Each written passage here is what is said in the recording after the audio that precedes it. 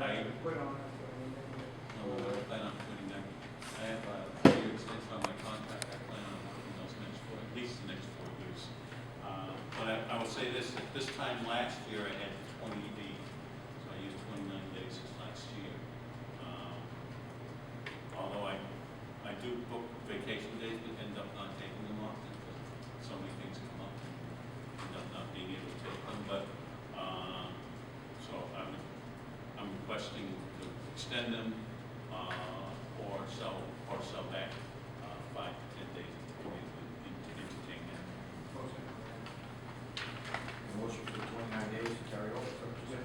Okay, we have a Second. discussion. Mr. Vargas? That's a lot of days. I get, compared to the private sector. Don't try to. Don't Can't try. compare. Don't try to. You just, you go crazy. So that's a lot of days. Yeah. Anybody else? Mr. Gordon? I agree. I think it's a lot of days. Not that I don't see the superintendent is that person, but everybody needs a break. And I think at some point the numbers going to get so big, or could get so big. I don't know if there's any restrictions that might be applied. You can only turn over 15 days. So that's a different contract. We got a motion right at the moment on the floor. Mr. Rossi? I just want to say again, just in response to the 30 days, that that's pretty much mine, because, yeah. Oh, yeah, that's not what's in question. The question is whether to bump them over the next calendar, next school year. That's not what it is. Oh, yeah, no, that's already negotiated. Anything further? Oh, yes, Mr. Vargas? Just for clarification, that means it would duplicate, right? So if he's carrying over 30 days, he gets 30 days next year, he would have 60 days. 59. 59, right? So it's more than that. Well, right, but he's carrying only 30 days. Right, so he's gonna have 2 years worth of vacation. Well, at one point. 59 days, right? Yeah, 59, yes, right, okay.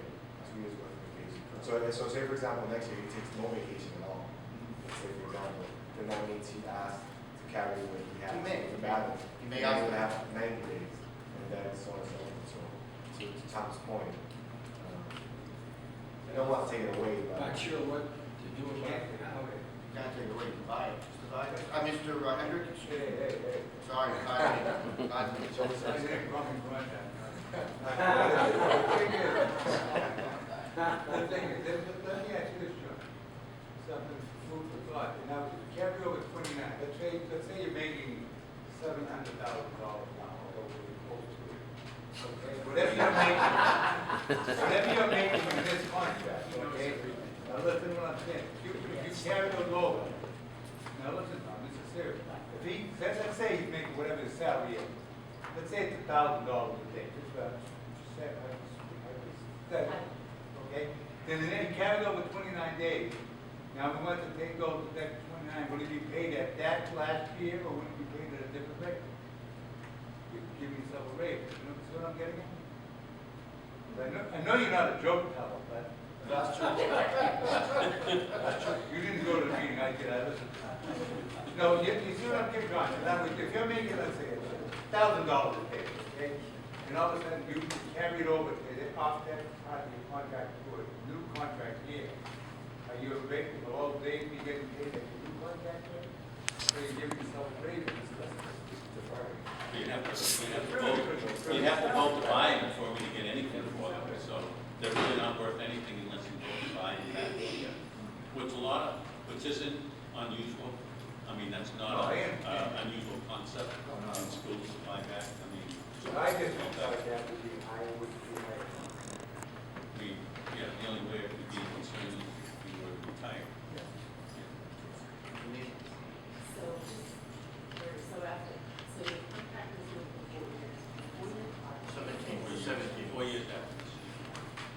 So, let's say you decide to leave, so,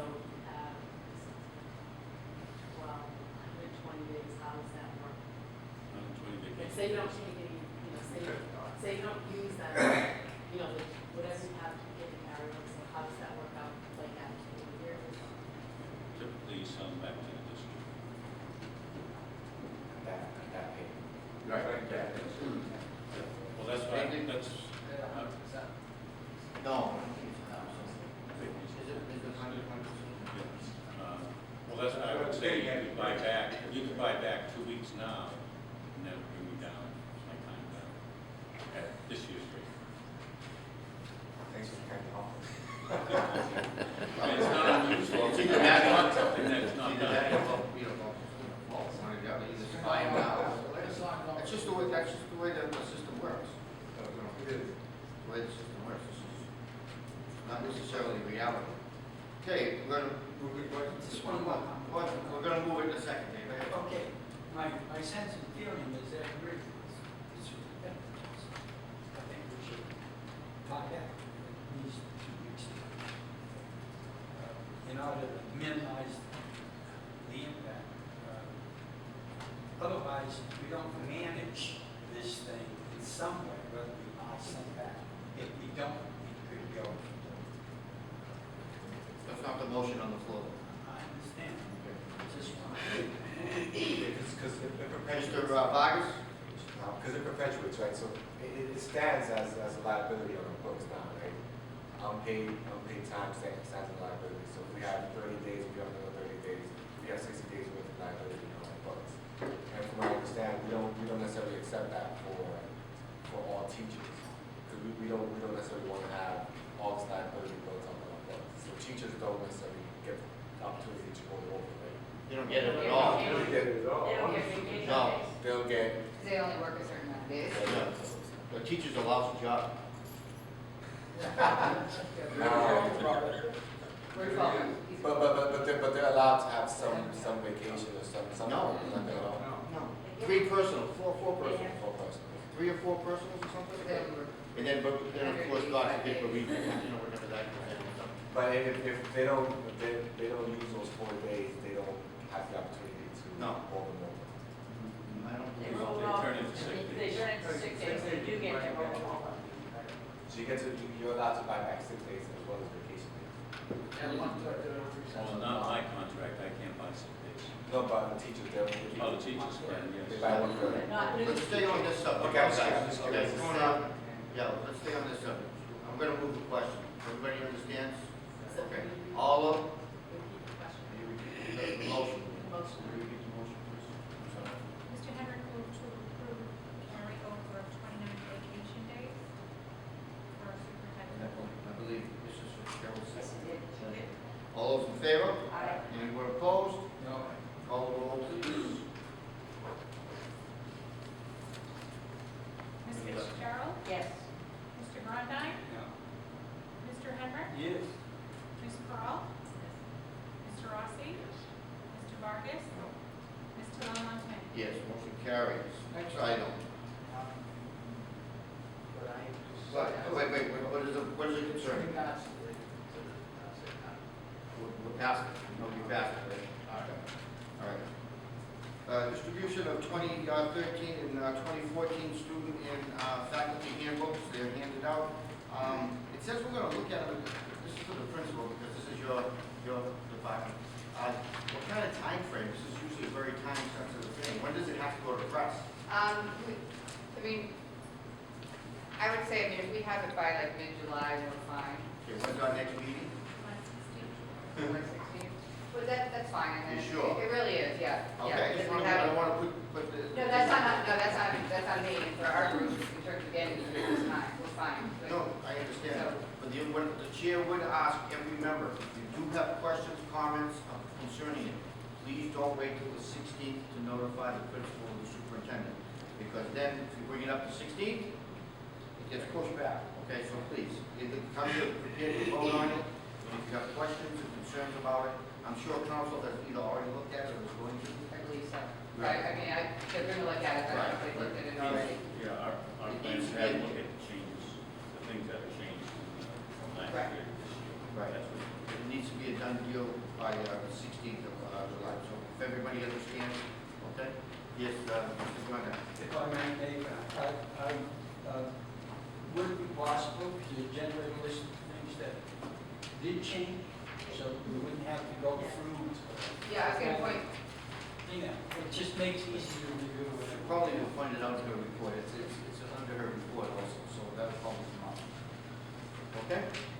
Is that all right? Okay, principal's report, summer school program. Okay, just wanted to give an update. We're having our summer school program starting July 8th here. We're just showing up the numbers now of students. Hopefully we have minimal students, but we do have that opportunity for students who failed 1 to 2 classes, and we usually get a great deal of students from Lawrence High School as well. So that'll be starting July 8th. We also hold a freshman somewhat remediation program where we target the 60 students really needing the most remediation in both math and ELA, and often have a program transitioning into high school, which has shown very good results in terms of how they've been able to come in and transition in and how they've done over the time since they've been here. So that will start as well July 8th and go for 5 weeks. So that's the summer programs. John, if you want to say something about imagination vacation, it's not under me, so I kind of apologize. I didn't bring it. Yeah, just have a question. Sure. So, how many things would you give out to your people? Have you ever given out teachers and then you sort of do? Yes. It's coming yeah. up. Oh, I didn't have it on here. Oh, John. Oh, it is? Oh, Yeah, okay. yeah. I didn't see it on there. John? Oh, yes. Liz, how is that summer school program structured? Is there somebody that runs it? Yeah, we have a facilitator, and we had posted all the positions through here, so we have a facilitator who runs it. This year it's actually Mr. Cusack. And then we have it all, works for guidance in terms of what are the courses that they need, and the letters have already gone out for anyone who's in danger of failing. Then when they actually do fail, calls and letters go out, and we have it by the course. So if they fail the Algebra 2 course, they're going to take Algebra 2. If they fail the English 9 course, they're going to take English 9. So it's just a core subject. It's just the core subjects, yep. And SHOP, we've never offered SHOP over the summer. If a student does fail SHOP and they end up repeating the year, we did one year try to offer a sort of a common related, and the Department of Ed said we could not do that because it really needs to be SHOP specific, and you just can't do that. But we made a very, very strong effort to make sure to really push for the students who were on the edge. And the teachers were great about it, but really trying to stay on it all along the way so that we didn't run into that problem, because it's really hard for students to have to repeat the whole year for being a few points off, but we still need to hold them accountable. So yes, for the core subjects. Okay, school improvement plan? Okay, great. We have a draft of the school improvement plan that was approved by school council, and it's I think right after the principal's report. So what I'm going to do is just, hoping you have time to look it over, but I'm just going to let you know sort of how we built it, and then see if there's any questions. So the school council for the past few years has taken both the measurements that are in the last few pages, so our measurements along with the results from the conditions of school effectiveness, which are the conditions that the DEFE has set, say having these conditions in place is what research has shown leads to improvement. And I have to say, we've certainly bought into that. It's not, again, things coming out of the DEFE these days we're very happy with. It really goes along with certainly the work that we're trying to do. But this is our 3rd year doing the survey, and it really is informative to really get a pulse of what is happening in the school and then compare it against our data. So the school council involved all staff, all faculty in the survey, and then the sub-council spent time really analyzing that data. And what you cannot see here, but I can email out to you, is if you see starting on page 8 of the school improvement plan, it says link, and it gives you a link to the survey results. And we did like a stoplight highlight, so in analyzing the results so that people can really see what the staff had to say and how it's different from year to year. So that you can see some of the analysis that went on. You can't see that right in here, but you can see where it has a blue link. When it's, if you have the electronic copy, you can email that out, then you'll have all the information that we went off of. What the school council decided is again to maintain the focus that we've had for the past 3 years, but we refined and narrowed that focus. So we had 3 areas last year, which were culture, rigor, and data, that have been identified as areas, and that just as a refresher, or for those who hadn't heard this, to just let people know, 3 years ago, which was our first time doing the conditions of school effectiveness, we spent a lot of time in the summer with about 45 faculty members to really dissect and dig down into what it all meant. Since then, we have kept that focus. We have not changed it from year to year, but the activities have changed in terms of how we get there. So there's been a lot of time and effort put into it, but we're always looking to say, well, what's not working, what needs to be improved on, what really needs to come out, and that's the work that we've been doing each year. Did you have questions? Yeah, I would like to have a question. Yes, and I know I talk a lot. Yeah, school improvement plan, 3-year strategic plan, if I'm saying it correctly.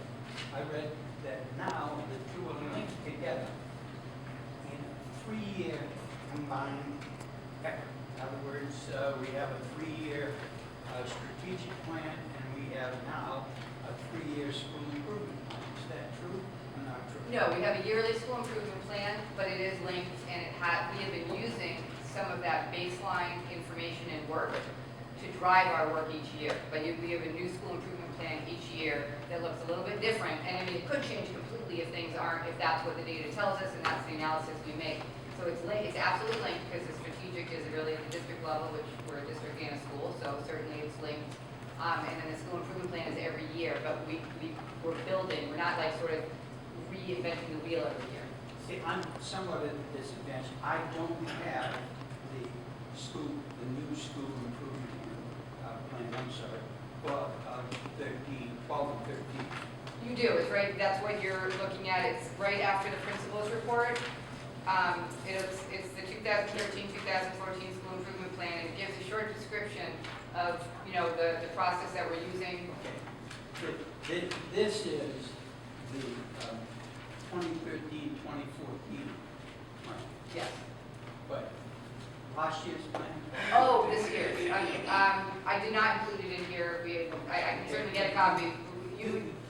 One of the things that after going through this again in my mind is that I know the school improvement committee goes through this, and they do a heck of a job. And it comes to the school committee once a year. When it comes to the school committee, we approve the school improvement. Okay. That's what we're supposed to do. But in the course of going forward, all the objectives and goals that we are trying to attain over the next year slip by us.